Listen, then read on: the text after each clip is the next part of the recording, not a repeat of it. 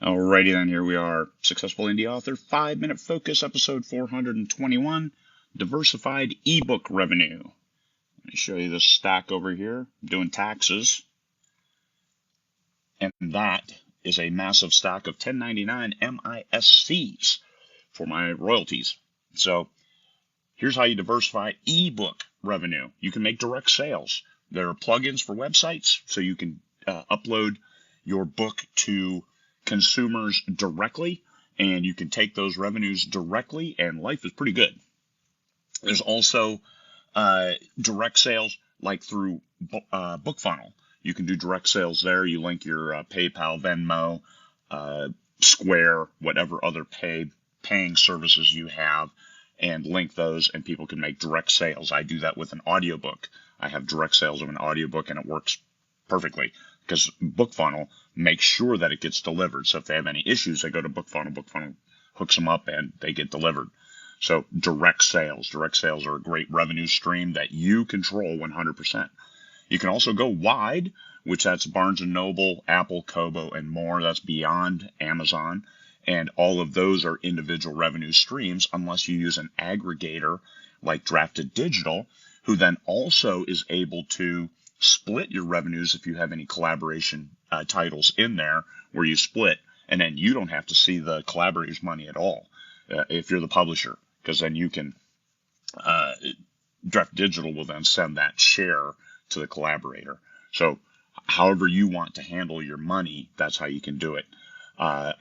Publish Drive also aggregates and sends books out. Smashwords was another aggregator, however. Drafted Digital bought them, so now it's Drafted Digital. They aggregate, they will publish to all the other sites. And Amazon makes it so easy, you really need to go direct to Amazon, because even for wide folks, that usually generates the majority or the biggest single chunk of their revenue. So Amazon, you go direct, there's your ebook sales. But we're talking diversify. Diversify, what the hell? Almost kicked me out there for a second. How do you diversify if you are exclusive to Amazon? You publish with other people, or you collaborate and the other author is the one who publishes it. And I've seen this personally where collaborators, two people, publish, and one got kicked off Amazon, and you can't publish on Amazon anymore. However, the titles with the collaborator, they reverted over to the collaborator, and then she had those titles. So she didn't lose that revenue stream. Important safety tip there. So you can go with other publishers, and that's the stack of 1099s. I publish almost exclusively to Amazon, even though I'm with 5-6 different publishers, but they all have it. So if anybody's account got jacked up for some reason, that's only a portion, a sliver of the overall revenue stream. So very important. So people say, oh, don't put all your eggs in one basket. Well, Amazon has a very, very nice basket. It's felt lined. It's got little cushions. So it works for me. And because I publish with other people, even if anything happened to my account, even temporarily, could I go without 2 weeks of revenue on my account? Well, absolutely, because I've got all these other accounts that aren't mine that are publishing my stuff that will still continue to bring in revenue. So I only lose a sliver, a portion of the overall if it goes. Now, we shouldn't have to worry about these things, but we do, because especially now with the new improvement of automation that Amazon is using, you never know what's going to trigger them. So, and then you get in the back and forth, and all of a sudden your account gets reinstated, but you never know. So don't put all your eggs in one basket, but you can still use the same basket. It just has little partitions that allows you to pick and choose, and that's a good thing. Usually it goes with volume. If you only have 2 or 3 books out, that's not that big of a deal in a relative sense. That's all your eggs. But how do you diversify with 3 books? If you try going wide, well, then you have all the challenges of advertising wide, and especially if your genre is not beneficial through wide and all those other channels. If it's still Amazon, then you have those challenges too. So do you want to do that? Amazon makes it easy.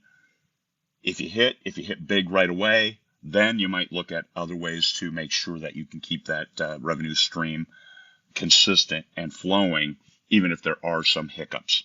So ebook revenue. if you're wide, that's how you can take advantage of direct sales. Also, if you publish exclusive to Amazon, before that book goes live, you can publish it live on your own website.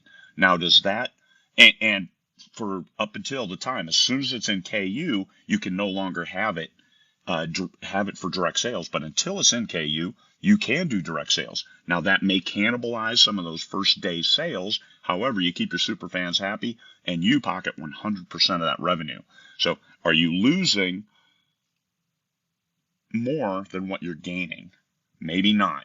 And that's an analysis that you have to make as part of your business of, do I want to lose 100, 500, 1,000 sales by doing direct sales here and not get that big bump out of the gate when I publish and get that added visibility that high ranking and good selling books get?